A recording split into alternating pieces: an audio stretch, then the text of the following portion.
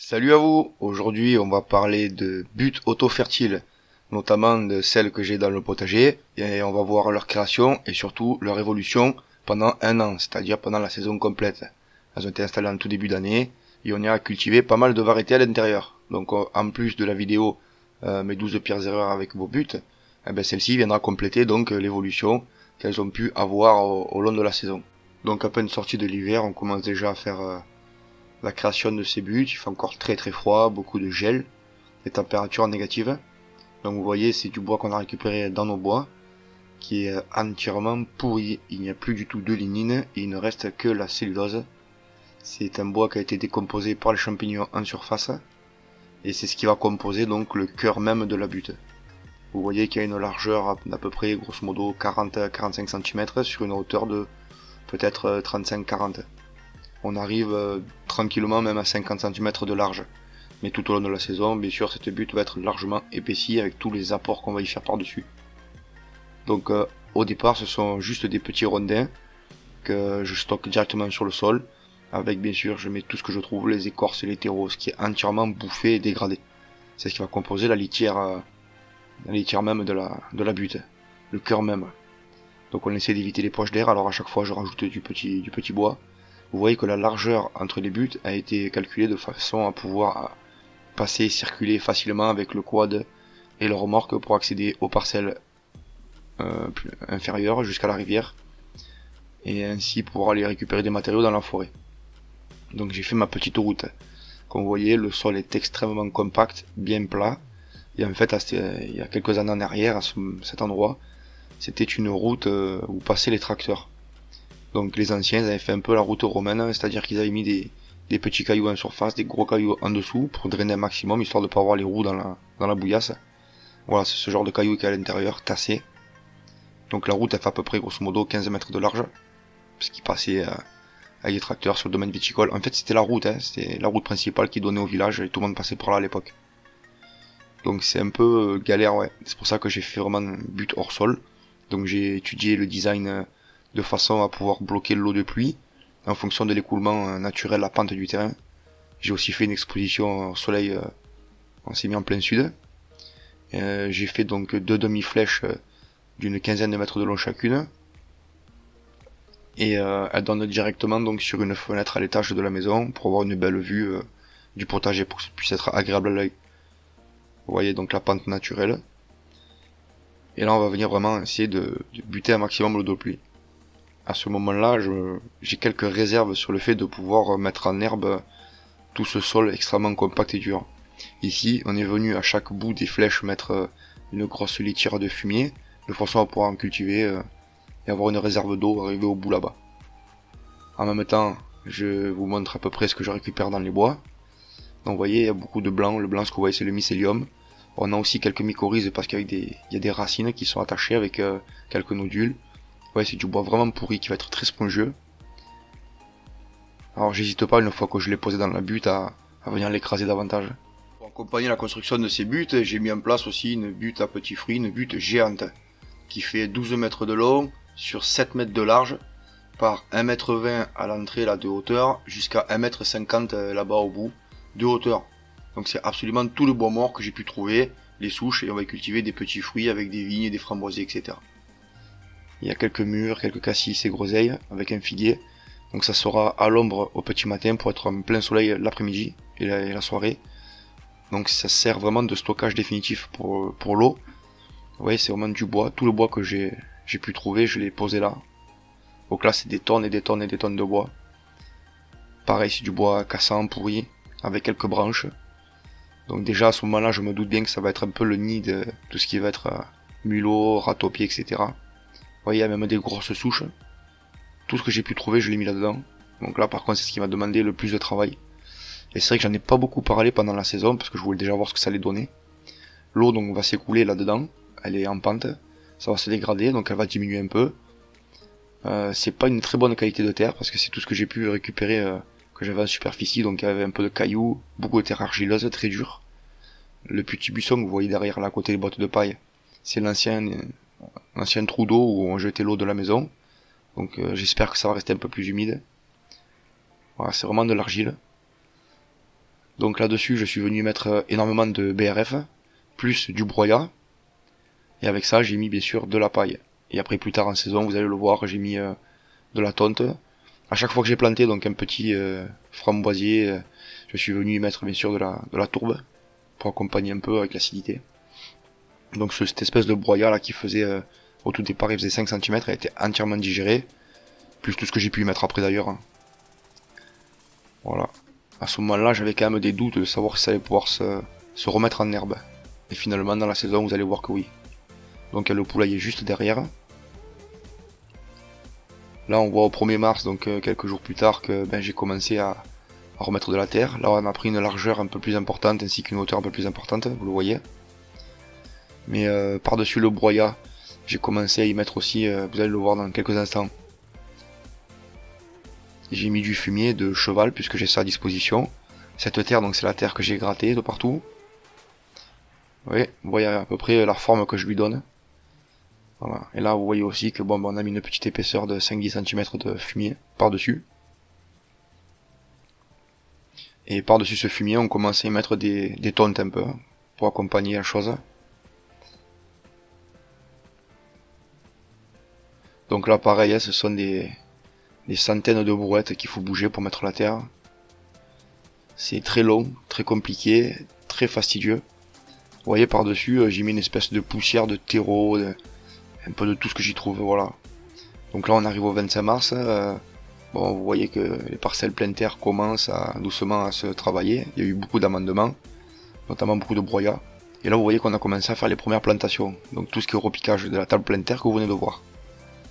Donc on a mis tout ce qui était bébé, hein, petites salades, petites blettes, quelques betteraves. Voilà ce qu'on a fait pendant l'hiver. Ouais, c'est tout petit. Je suis même pas sûr d'ailleurs que ça va prendre. Vous voyez que les tables en pleine terre derrière, elles ont reçu une forte épaisseur de broyat.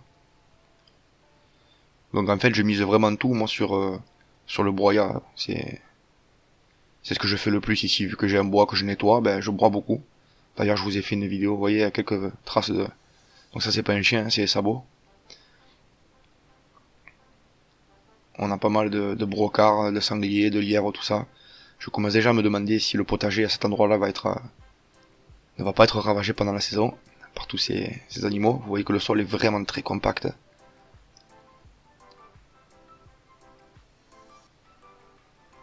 Donc ce sont vraiment les toutes premières plantations. Vous voyez que ce côté là, au côté nord, je n'avais absolument rien mis pour le moment.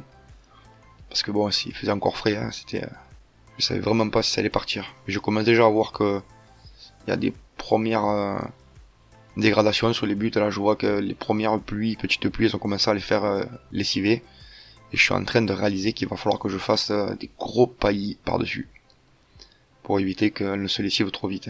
Parce qu'il n'y a pas non plus énorme d'épaisseur de bois, de terre. Et je commence à réaliser aussi qu'il va falloir que je mette un épais broyat là-dessus pour éventuellement que ça puisse repartir en herbe. Parce que là, bon, c'est ultra compact, on peut pas y planter une fourche, une pioche, quoi que ce soit. D'ailleurs, j'ai cassé les dents de la grelinette. Ici, c'était l'ancienne récupération d'eau de la maison, donc il y avait à peu près 5000 litres. Et dedans, bon, il y poussait il y avait du roux avec un mimosa, une espèce de lilas. Et devant, j'ai voulu venir garder de l'eau un maximum en faisant bien sûr une culture hors sol dans des bottes avec du fumier, du broyat. Donc ce petit carré va être agrandi. Vous voyez, on a repiqué quelques carottes qui sont montées en graines après dans la saison. C'est là que j'ai fait les graines de carottes. Donc j'ai pas planté tout de suite parce que étant donné que j'ai mis beaucoup de broyat, je m'attendais à une espèce de fin d'azote, il y avait très peu de déchets verts. J'ai piqué ça en attendant de voir. Et là, vous voyez que on est en train de planter un peu de partout sur cette butte à petits fruits. Et voilà le design à peu près que ça commence à donner. Du potager que vous avez vu pendant toute la saison. Hein. C'est tout net, tout propre de partout. Donc là, je commence déjà à me rendre compte au bout de 3-4 semaines que ça commence à gratter de partout. Les lapins, les rongeurs, vous voyez, commencent à avoir des galeries dans tous les sens. Donc ils me remontent les petites branches, etc. Ça commence déjà à poser problème. Je m'en doutais un peu.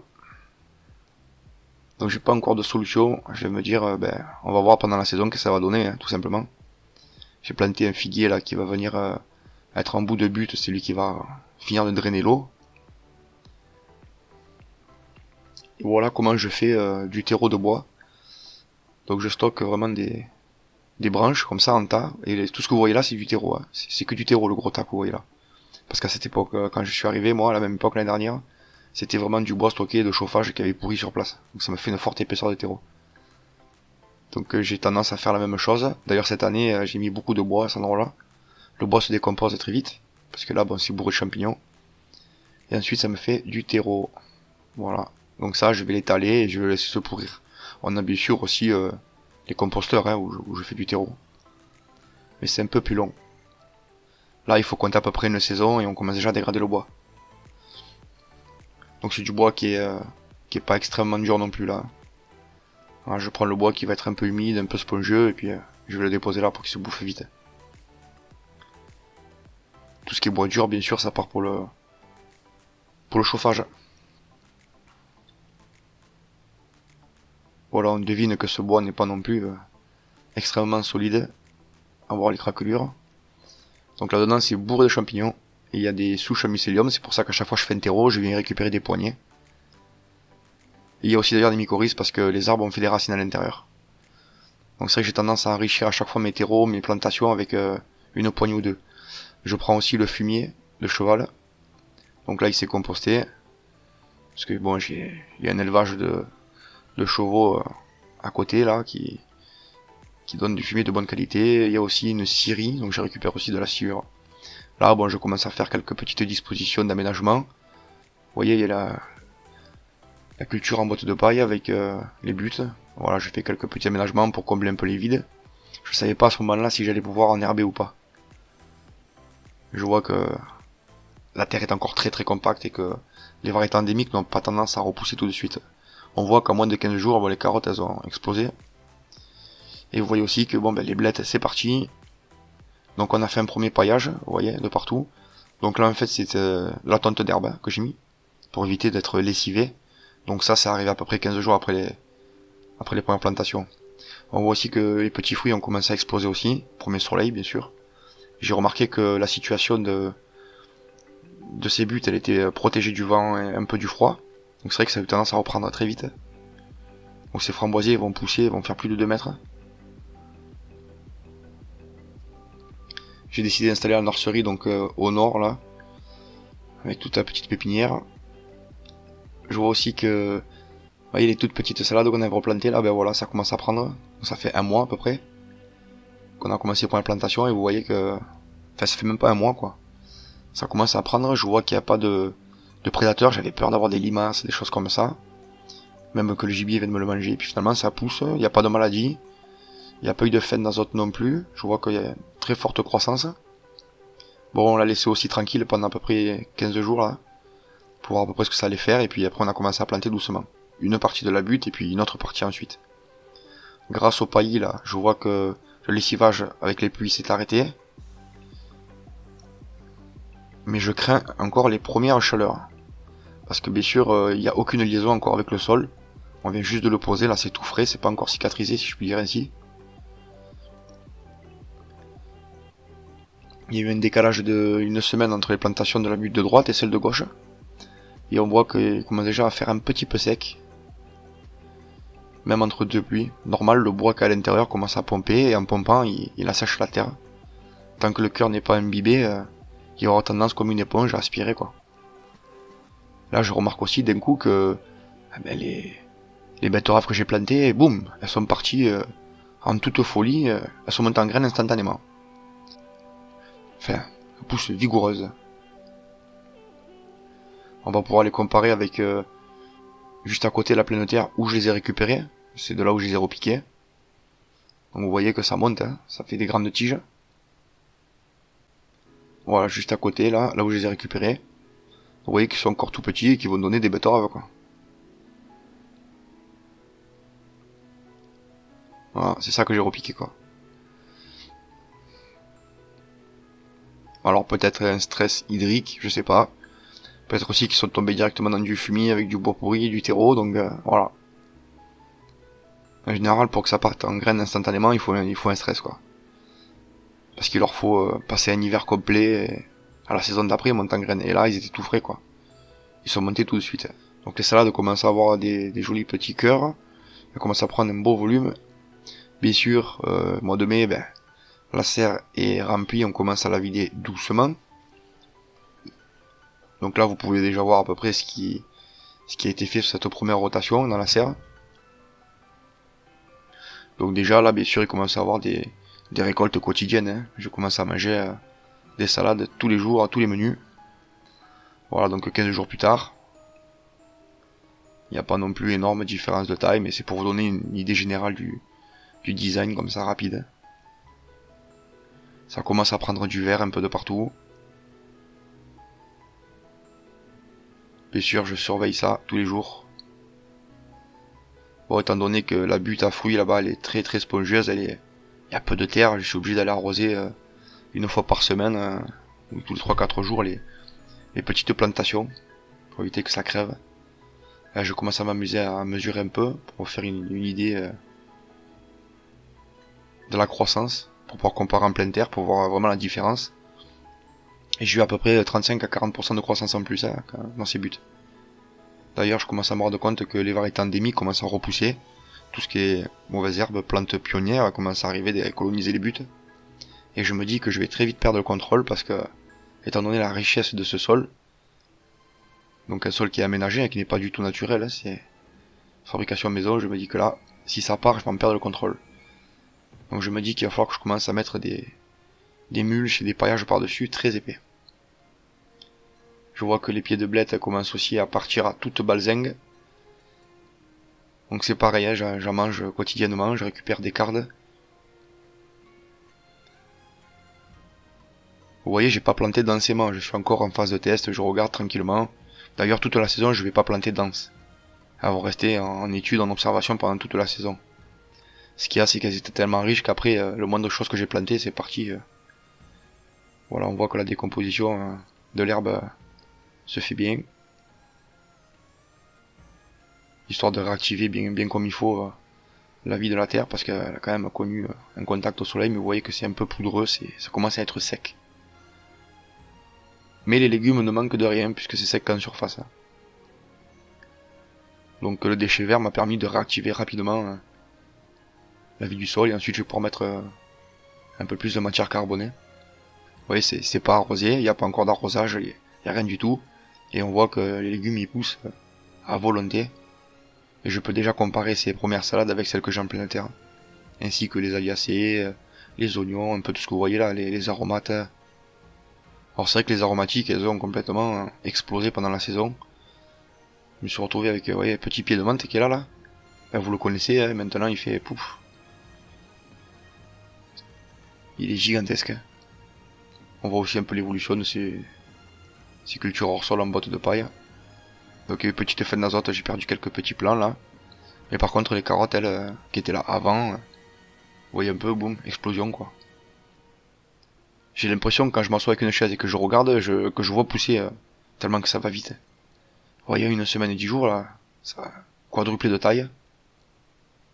Donc, je me doutais bien qu'avoir autant de feuillage, c'est que ça allait monter en graines, qu'il n'y aurait pas de récolte. Pareil, les petits oignons, tout ça, ils ont poussé très très vite. Donc je me donne une petite idée, je tiens un petit journal pour voir à peu près la croissance, comment ça se comporte. Et là je me disais qu'avec la petite mare derrière, ça allait me permettre d'avoir cette butte irriguée toute l'année, mais je me suis bien trompé. Il a fallu lui donner un peu d'eau.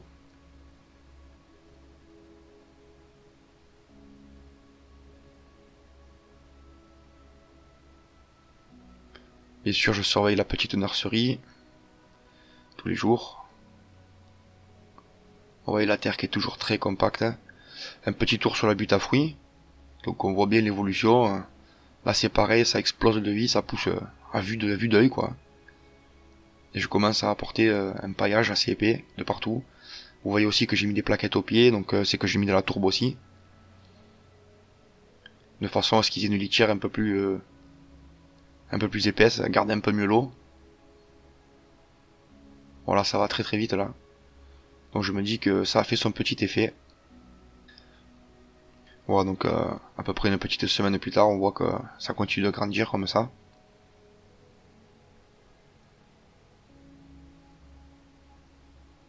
Ça commence même à devenir presque impressionnant.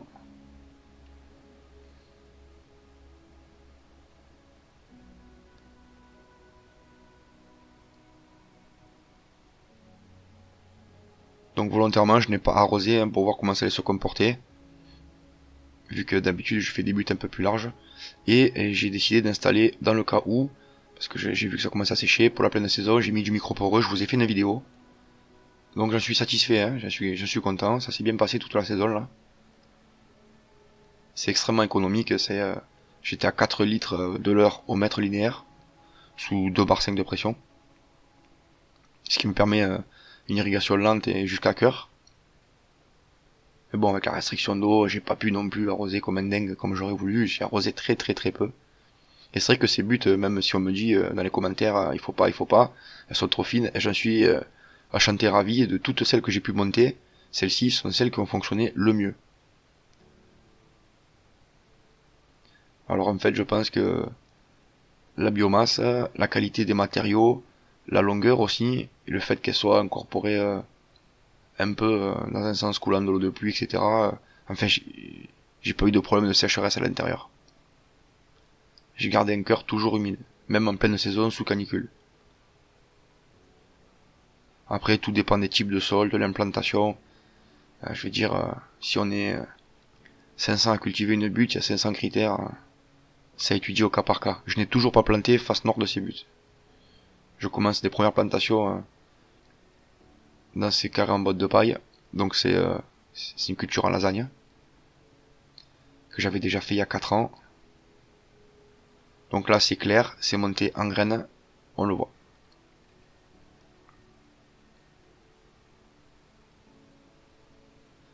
Voilà, on arrive fin mai. Vous voyez, on a commencé à planter un peu plus dense, avec des choux rouges, un peu de choux verts, et on a surtout commencé à mettre un épais mulching, un épais paillis là, de tonte, qui se fera en 2 fois. Ça fera 2 fois 15 cm. Et à ma grande surprise, il va se dégrader extrêmement rapidement. Donc le micro poreux est installé. J'ai aussi mis un épais tapis de broyat dans l'allée, pour conserver au mieux l'eau, bien sûr. Parce que bon, ça se passe par là, ça fait une croûte, une semelle, et j'imagine que l'eau elle s'évapore directement par ce passage. Donc vous voyez que la végétation a pris le dessus, quoi. Enfin, surtout les plantations. On commence à être dans une petite forêt de blettes. Je pense que je vais devoir faire cette vidéo en 2 fois. Bon, vous voyez que les salades ont explosé, encore 15 jours de plus là. Ça devient presque monstrueux, même difficile à manger là. Mais elles sont excellentes. Et toujours pas d'attaque. Pas de limaces, pas de lapin, que dalle. Et vous voyez que l'ancien mulch que j'avais mis là, il a été bouffé en une dizaine de jours. Bouffé complet. Donc c'est que la terre était bien vivante. Mais je ne veux pas non plus trop pailler parce que je profite des premiers soleils pour réchauffer la terre. On n'est pas encore dans les chaleurs ni quoi que ce soit. On n'est pas dans la sécheresse. Donc j'ai envie vraiment de profiter au maximum des chaleurs pour réchauffer un maximum la terre et aider donc les petits plants là et les cultures à se développer plus rapidement. Donc vous avez vu, on a fait une bonne grosse partie de la saison, de l'entrée de saison, avec de la blette, de la salade, voilà, des choses que j'avais déjà sur place. Je n'ai absolument pas mis de choses que je suis allé acheter dans le commerce. C'est des trucs que j'avais dans le jardin que j'ai repiqué, quoi, sans savoir si ça allait prendre ou pas. Voilà, j'ai encore fait rentrer de la paille. Je continue de pailler de partout. Protéger un maximum, surtout les petits fruits. Je me rends compte aussi que les blettes montent en graines rapidement. Mais bon, elles continuent à faire des cardes, donc ça va, je peux les manger. Je pensais avoir plus de temps, mais j'ai pas fait énormément de conserve c'était énorme ces cardes. Donc voilà, on est sur la construction des buts avec le tapis en verre. Bon, en fin de journée ou arrivé le lendemain, j'avais fini d'entièrement déposer un mulch épais d'herbes de partout. Donc il m'en a fallu quand même pas mal. Et d'ailleurs j'avais fait une vidéo à ce sujet-là. Et déjà, dans mon ressenti, je vois que c'est mieux, quoi. Je crois même qu'on a commencé à mettre les premiers petits pieds de tomates. Vous voyez l'épaisseur que j'ai mis de partout. Donc ça va nourrir le sol, bien sûr, plein d'auxiliaires, machin, ça fait monter la vie, y a pas de souci. Je pensais être tranquille pour un petit mois, mais pas du tout, du tout. Une semaine et 10 jours plus tard, il va me falloir commencer à mettre des paillages. Donc on est déjà sur la deuxième ou troisième rotation hein, d'apport en matière organique là. Et vous voyez à côté encore qu'il n'y a rien qu'à pousser, c'est encore très compact. Voilà, on devine l'argile là dedans, la couleur un peu rouge là. Voilà, donc les légumes continuent de pousser, de se développer sans problème. Je remarque que tout ce qui est exposé plein sud, ça va beaucoup plus vite. Donc je me rends compte qu'il y a déjà des microclimats qui sont mis dans ces buts là. Vous voyez que les betteraves c'est parti là, c'est une petite forêt qui monte. J'ai décidé de les laisser. J'avais pas encore réalisé qu'à côté j'avais des blettes qui allaient monter en graines aussi. Je sais pas pourquoi j'ai laissé. J'aurais dû enlever les blettes comme ça j'aurais fait des semences de betteraves. Donc voilà comment ça pousse. C'est vrai qu'il y a tellement de boulot qu'on a du mal à penser à tout. Je commence à être assez satisfait de ces buts à ce moment-là. Je vois que ça se comporte très bien. J'avais vraiment peur de la fin d'azote par rapport à toute la matière carbonée, la matière organique que j'ai mis. Je savais pas comment ça allait se passer. Donc je commençais déjà à faire des petites hebdos pour montrer un peu l'évolution de tout ça. On voit que maintenant toutes les salades elles commencent à être à cœur. Bon, on n'est pas encore non plus dans les grandes plantations. Hein. On continue à faire un peu les légumes le fin de l'hiver. On attend le printemps, il y a encore des températures bien fraîches là, on allume encore régulièrement le poêle. Donc ça va tranquille. Et par-dessus cette tonte là, dans le couloir, je vais venir y remettre encore du broyat et je vais venir encore y poser de la paille. Je veux vraiment commencer à faire de la matière organique pour que ça puisse repousser en herbe. Parce qu'en plus je commence à y circuler de moins en moins, étant donné que j'ai quasiment fini mes visites au potager du bas avec les apports en matière organique. Donc c'est vrai que j'ai tendance à moins y circuler avec le quad et la remorque pour aller chercher des matériaux. Et j'ai aménagé un petit chemin pour aller jusqu'en bas à la rivière, où je vous ai mené d'ailleurs. Donc c'est vrai que j'utilise de moins en moins ce passage. Donc là on est 3 mois pleins après la fabrication des butins. Donc je vois qu'on a dépassé la petite demi-heure. Je crois que pour les 3 mois suivants, on va faire une seconde vidéo. Donc voilà, j'ai essayé de vous faire ça plus ou moins en détail. Écoutez, je vous dis au prochain épisode. On continue la visite dans l'épisode numéro 2. Ciao ciao.